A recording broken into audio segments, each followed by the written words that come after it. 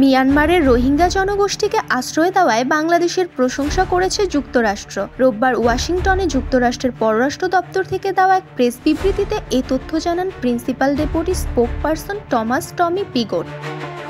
বিবৃতিতে তিনি বলেন, সহিংসতা ও বাস্তুচ্যুতির শিকার রোহিঙ্গা সহ মিয়ানমারের সকল জনগণের প্রতি যুক্তরাষ্ট্র সংহতি জানায়। পাশাপাশি বাংলাদেশ সহ এই অঞ্চলের যেসব দেশ মিয়ানমারের বাস্তুচ্যুত জনগণকে আশ্রয় দিয়েছে তাদের প্রতিও কৃতজ্ঞতা প্রকাশ করে যুক্তরাষ্ট্র।